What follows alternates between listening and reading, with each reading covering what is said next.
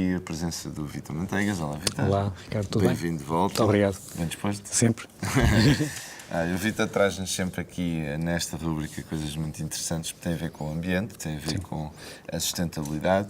E hoje vamos falar de um projeto muito específico, que já está a decorrer. Que já está a decorrer, sim. Vamos falar do projeto Climact, que é um projeto que pretende apoiar a transição para uma economia de baixo carbono nas escolas. Não é? Quando falamos de economia de baixo carbono, ainda há muita gente que não sabe do que é que se trata, para todos os efeitos. Portanto, uma economia de baixo carbono é basicamente uma economia que também é designada como uma economia verde, em que, de alguma forma, as economias tendem a promover riqueza, emprego, competitividade, com recurso à produção de bens e serviços que sejam menos impactantes no ambiente. Por exemplo, e cada vez mais se fala da questão das emissões de dióxido de carbono, a ideia fala-se mais disso, não é? Sim, a ideia é a produção de bens e prestação de serviços com uma redução significativa das emissões de carbono como uma das formas de combater as alterações climáticas. Portanto, é de alguma forma isso que se pretende associado a este projeto Climact. Ok, e portanto temos o dióxido de carbono e o monóxido de carbono. Sim, o carbono, de uma forma geral, o mais relevante acaba por ser o dióxido de carbono, porque é aquele que toda a gente emite. Quer dizer, no limite, só em apneia é que nós não emitimos também dióxido de carbono. Exato, ok. Mas isso então, e estamos aqui para eu também conhecer um bocadinho melhor este projeto, né? Estamos a falar de um projeto que não é apenas em Portugal. Exatamente. Tem uma abrangência mais... Sim. Não é também global, não é mundial. Para já ainda não. O projeto Climact está associado a um programa de financiamento europeu, portanto, porque há aqui recursos que é imperioso usar e carecem de algum financiamento, que é o programa Interreg Sudoe, e o projeto Climact está neste momento a ser desenvolvido e aplicado em escolas do Sudoeste Europeu. Portanto, além de Portugal, que é quem está a coordenar o projeto, temos também na equipa técnica e escolas de Gibraltar, de Espanha e de França. Inicialmente começaram-se com 35 escolas, a verdade é que neste momento já são 39 escolas envolvidas de todos os níveis de ensino, excepto o pré-escolar neste momento. Temos primeiro ciclo, ensino segundo e terceiro ciclo, secundário básico, e ensino superior. Sim. Muito bem. Desses países todos. E então, as emissões de carbono, a gente, quando pelo menos falo por mim, a gente pensa muito na parte da pecuária e dos automóveis. Sim. Agora, nas escolas, o que é que emite assim preocupante que faça e que se possa baixar? Imensa coisa. Mas tudo isto carece de um diagnóstico inicial, não é? Quando já há uma intervenção que já foi feito. Aliás, o projeto pressupõe um trabalho que é desenvolvido por uma equipa técnica do projeto, que depois é complementado também, de alguma forma, pela comunidade académica, pelos estudantes, pelos docentes, pelos não docentes das escolas, não é? Só um entre parênteses para se perceber também a relevância desta matéria, à margem daquilo que são as alterações climáticas e das emissões. A União Europeia definiu reduções substanciais das emissões de carbono até 2050. Só para se terem uma ideia, no setor terciário e residencial, onde para todos os efeitos estão incluídas as escolas, é suposto haver uma redução na ordem dos 80% a 90%. Depois, isso é execuível? É, com base aliás, estas metas foram definidas já com base nas tecnologias disponíveis e assistentes. Okay? Para substituir, por exemplo, equipamentos menos eficientes por equipamentos mais eficientes, em que com os mais eficientes as emissões são menores, por exemplo, não é? Depois há um outro dado interessante, que é o facto de Portugal ter assumido claramente a neutralidade carbónica em 2050. O que é que isto significa? Significa que Portugal assumiu o compromisso de, em 2050, ter emissões zero. Emissões zero com alguma ressalva. É impensável termos emissões zero, o que se deve fazer é, complementarmente, encontrar soluções de sequestro de carbono. Por exemplo, com mais zonas verdes. Okay? Interessante. Por exemplo... Não nos falta aqui em Portugal, mesmo assim. Infelizmente vão-nos faltando. Por força das últimas notícias, não é, dos focos florestais, vão-nos faltando. O Ricardo, com certeza que se recordará, há cerca de 1 ano e meio, 2 anos, Portugal tem sido notícia um pouco por todo o mundo, porque tinha estado cerca de 2 a 3 dias fazendo uso de energia elétrica com base em fontes alternativas. Isto foi notícia em todo o mundo. Sim. E é preciso perceber um bocadinho o que é que isto significa.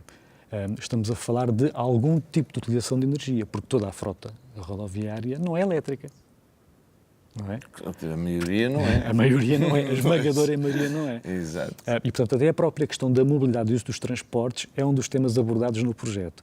Voltando à questão que me tinha falado, nas escolas, o projeto pressupõe estudo e o diagnóstico inicial em várias dimensões. Em primeiro, naturalmente, a questão da energia. Não é? A energia, não exclusivamente a energia elétrica, Sim. o gás também. Não é?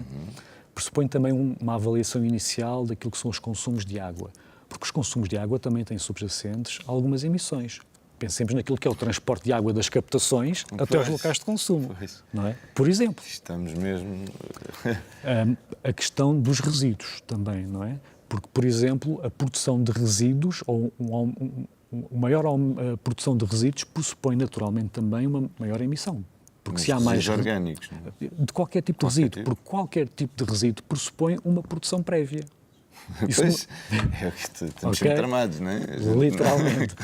Depois, uma outra dimensão é a questão dos espaços verdes. Aqui não tanto exclusivamente naquela perspectiva da emissão, que também existe por causa do tratamento dos espaços verdes, mas muito essencialmente por causa do sequestro, que há bocado estávamos a falar a propósito da neutralidade carbónica. Depois a questão do transporte e da mobilidade, e aqui há duas questões que devem ser tidas em consideração e que são estudadas no âmbito do Climact. Uma é a forma como os estudantes e os professores e os não docentes se deslocam para a escola, porque o facto de eles... Para não serem logo eles os culpados, não é? Sim, e a verdade é que... E depois podemos falar um bocadinho disto quando falarmos daquilo que cada um de nós individualmente pode fazer para ajudar também neste processo. A verdade é que muitas das vezes, em função da distância a percorrer e da existência ou não de transportes públicos, se faz uso da viatura privada. E, consequentemente, as emissões de carbono associadas são significativas. E isto é relevante para nós fazermos aquilo que é o cálculo das emissões ou da pegada carbónica da instituição, porque estamos a falar de pessoas que se deslocam para a escola para ali desenvolverem a sua atividade. Não é? Depois a questão do transporte numa outra vertente, que é, ok, então e os nossos fornecedores? Também o pessoal que nos fornece o refeitório, por exemplo. Pois, também não vêm carros elétricos. E não é só isso. Os produtos são locais ou vêm de muito longe? E a questão depois aqui do transporte dos produtos também deve ser tida em consideração. Por exemplo. Claro. E depois uma outra questão que é muito importante e que ainda não é muito valorizada, felizmente é cada vez mais, mas ainda não é muito valorizada e que é um pouco desconhecida ainda, que é o Green Procurement, ou o compromisso verde, que tem a ver com a nossa responsabilidade na aquisição de novos produtos. Por exemplo, o Ricardo tem a preocupação de olhar para a etiqueta energética de um eletrodoméstico que compra? Sim, isso sim. Excelente. A verdade é que muitas das vezes... Já fomos um bocado habituados, já tem tantos anos isso. Mas a verdade é que muitas das vezes não se olha muito para isso, até porque, ou quando se olha... Até para as lâmpadas. Sim, há um pressing claramente associado ao utilizo das lâmpadas de baixo consumo. Mas, por exemplo, um eletrodoméstico, uma escola, por exemplo, uma fotocopiadora ou uma impressora, ou um computador, ou qualquer outro equipamento de baixo consumo é normalmente mais caro. E na administração pública, de uma forma geral, a pedra de toque é a aquisição de produtos mais baratos. Claro. A verdade é que a aquisição de um produto mais barato, a médio e longo prazo, pode-se refletir num produto muito mais caro. Okay? Claro, portanto, isto também é tido em consideração no âmbito deste projeto Climact. Pois, claro. E volto outra vez à parte das lâmpadas, que as lâmpadas, as mais económicas, também são normalmente mais caras. Exatamente. Só que depois, até a durabilidade que tem e a fatura... Além de diminuir o consumo, tem uma durabilidade tendencialmente muito mais elevada. Exatamente. E se nós formos fazer contas a tudo isto, acaba por compensar, de alguma forma, apostar num produto à partida um bocadinho mais caro. Exatamente, claro. Então, e qual é a importância de se desenvolver este projeto nas escolas e não noutros espaços? Para já, identificaram-se algumas potencialidades nas escolas. Não se conhecia, de uma forma geral, aquele que é o desempenho ambiental e energético das escolas. Pois, passou ao lado. Tem vindo a passar ao lado, excepto em alguns programas, o Ecoescolas, que já aqui falámos, em que algum deste trabalho, não com este refinamento, mas em que algum deste trabalho já tem vindo a ser objeto de atenção. Depois também há um déficit de formação específica nestas áreas. Isto foi identificado também junto das escolas. Depois também se percebeu claramente que havia um desconhecimento naquilo que diz respeito, por exemplo, ao potencial de financiamento. Havia constrangimentos económicos, por exemplo, para a melhoria. Como nós há bocado falámos, de facto, muitas das vezes é preciso investimento. Nem sempre é preciso investimento para algumas medidas, mas para algumas outras é preciso investimento. E depois há aqui alguns constrangimentos económicos que dificultam muito a questão da adjudicação da obra, da melhoria e do garantir verba para a sua concretização. Portanto, eu digo uma coisa, Vítor, e desculpa estar a fugir um bocadinho, mas eu aprendo imenso aqui com vocês, não só contigo, mas com muita gente que vem aqui. Excelente. Eu falo por mim, de um mês para o outro, eu consegui reduzir a fatura da eletricidade para metade. Isso é excelente. Mas teve que ter um diagnóstico inicial, teve que olhar pelo menos para uma fatura do mês prévio. Foi uma coisa que me disseram, desliga os aparelhos todos, não deixe nada em stand-by. É verdade. E eu tinha tudo em stand-by. E eu nem me dou ao trabalho agora de desligar-me, tiro a tomada e aquilo tudo foi para metade. E até arrisca dizer menos de metade, só por isso. Às vezes o facto de se ligar do stand-by, por exemplo, não tem um efeito direto e imediato, mas se nós formos fazer o somatório ao fim do ano de consumo, então, aí já pesa. A fatura a seguir que eu recebi dizia, quando tenho a pagar, 0. E depois mandava, na altura de mandar a contagem, mandei a contagem pela APP, e veio lá dizer, o consumo é abaixo daquilo que é esperado, que é continuar. Pois é, porque andei anos e anos. Não, é que muitas das vezes também os consumos não são o reflexo daquilo que efetivamente nós gastamos. É um bocadinho em função das estimativas. Sim. E às vezes as estimativas estão muito por cima, que depois, quando há uma contagem real... Sim, mas as expectativas tinham a sua razão de ser, porque realmente, por exemplo, até o wireless da internet estava ligado 24 horas por dia. Sim. Sei isso. Bem, mas vamos voltar aqui ao projeto. Claro.